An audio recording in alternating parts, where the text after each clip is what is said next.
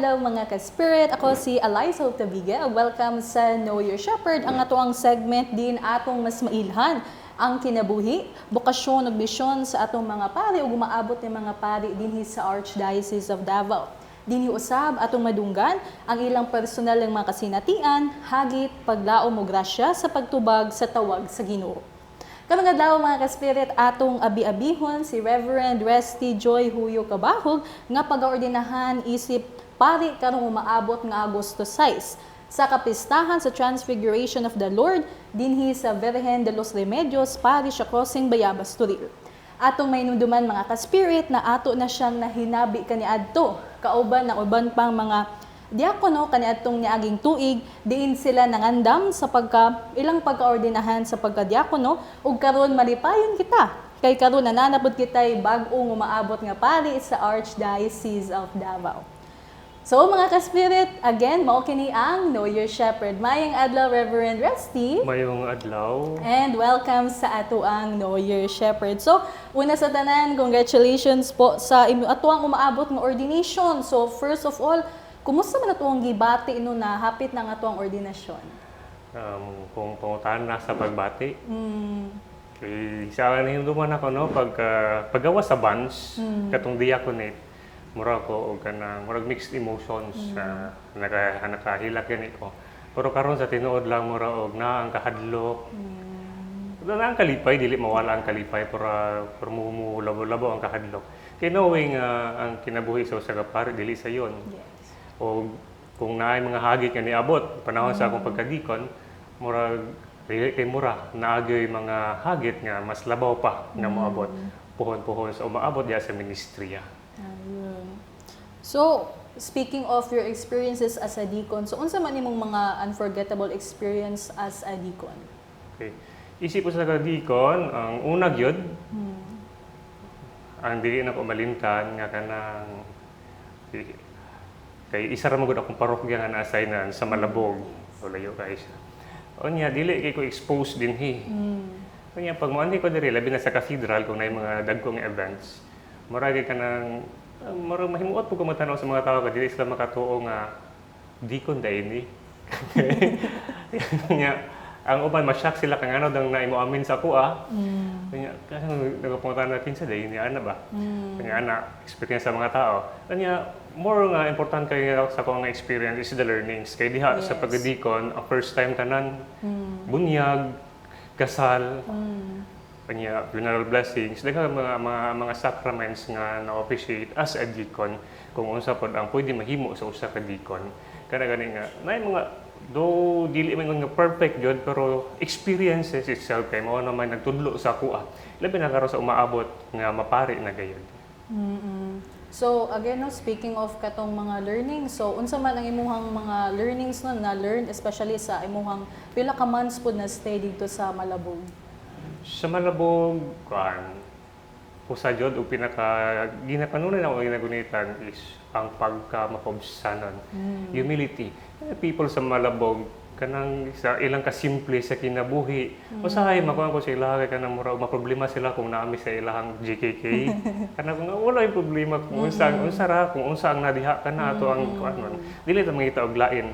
Unya kanang bisan do ilaha ka nabalaka sila ako murag mahimuot ko magunahon pero is a one way of saying di ba nga dili we should always look at everyone equal kay sama sa ginarimay ni Archbishop sa amo diha sa Bishop's Residence kasi nga magmisa mo sa bukid misa sa cathedral same mass walay na usab ang lugar lang ang nausab pero parihara gyud na okay na mura po nang kuan murag mapasalamat ko nga naasahin ko una dito sa Malabog. Layo kay siya, pero daghan kay pagtuluran nga natudlo ang mga tao sa kuha.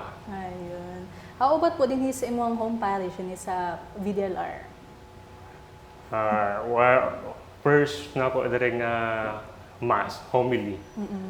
Nagjoke ko sa ilaha kay na timing pod nga ang gospel ato is the gospel today nga even Jesus were not accepted in his own hometown. Ano ko nga pag abot na ko dinhi ginana ko ang mga tao nagduha-duha ko kung dawaton ba ko ninyo o dili kay si Kristo mismo sa dito pag uli niya sa ilaha wala man sa gidawat sa mga tao. Kunya, unsa na nagka ako nga dili ba ako ang Ginoo? Ana gani. Pero though is a joke, pero naapod ang kakulba kay basket niya kay mga expectations nga dili na ako maabot ikan dili na ako mahatag sa ila. Pero so far from April until now nga naa ko din sa parokya, so, nindot man ang mga mga mga comments sa mga tao, sa mga parokyano, sa mga leaders din sa parokya.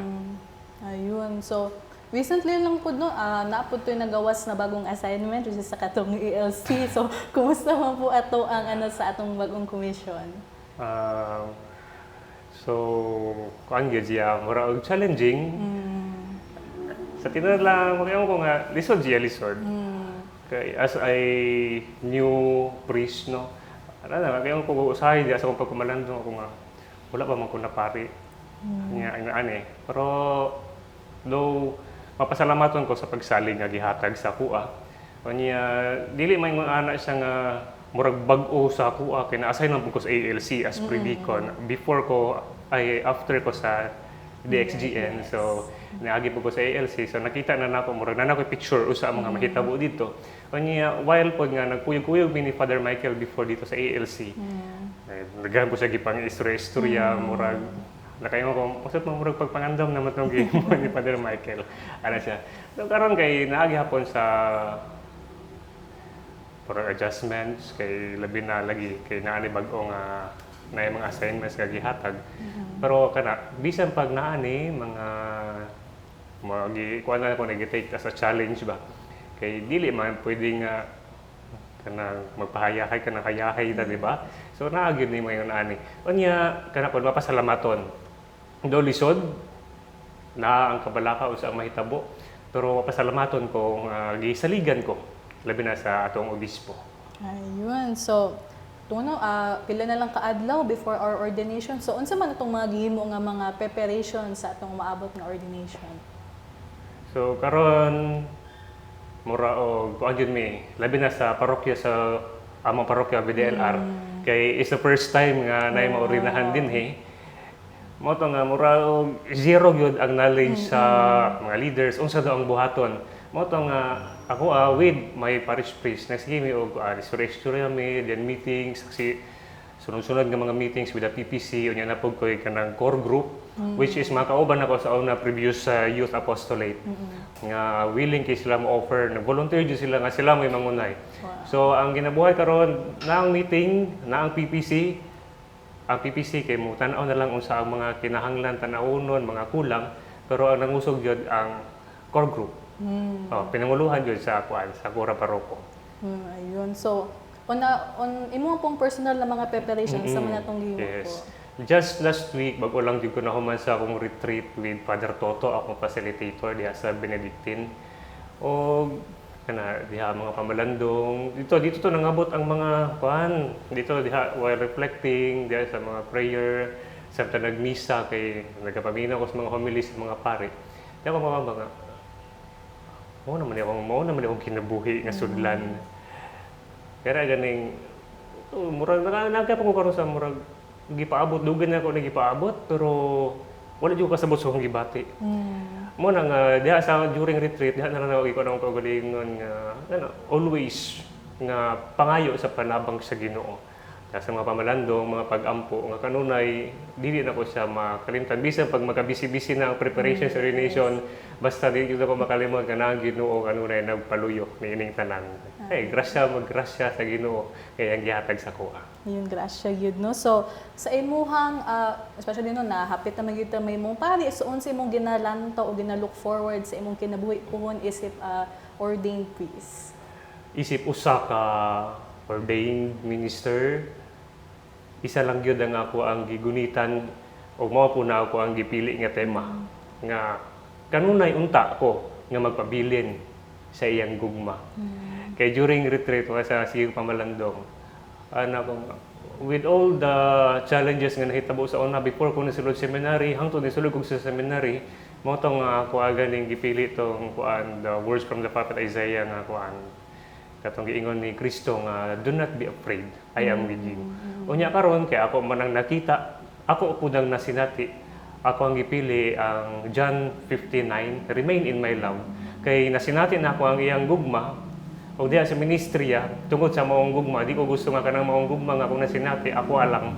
Gusto na ko ipasinati, o ka na sa uban. Ayun. So, naba kayo mga gusto ng mga pasalamatan, especially sa imong journey from the diaconate ug karon padulungay na sa pagkapari?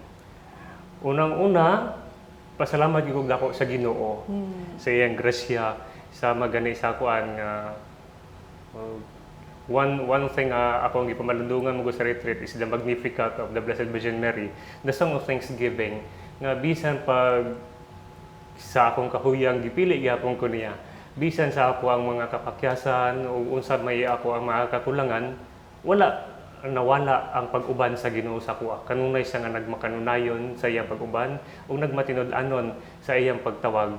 O mao na akong gipanangkamutan nga ako po mura o kaning mapaningkamutan nga magkapabiling ko nga matinud-anon sa iya.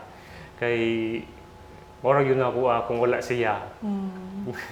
Murag kulang yun niya. Labi na isip ko sa kapari, dako kayo ang panglantaw sa mga tao nga kami dapat ako mo'y mag-una sa ilaha o magdala kanila paingon ngadto kang Kristo. Ayun, so for our last na question po, no? Unsa imong message alang sa katong mga batan-o na gusto mo sulod sa bukasyon sa pagkapadog katong sa mga karon nagpadayon dira sa ilang bukasyon isip mga seminarians na sa mga ato ang mga seminaries. Okay. So sa tanan nga mga kabatan-unan nga gibati ninyo nga gitawag mo sa Ginoo, don't be afraid. Try, sulay. Kay base noon niya, sige og tawag ang Ginoo wala ang tagabantay. Kanya always remember kay bisan usa na tuog likay ang Ginoo pagitawag gyud niya. Nasa plano alang sa atoa. Kung gibati ninyo nga gitawag mo niya ayo mo kahadlok. Dad-a ka ng tanan sa inyong pag-ampo.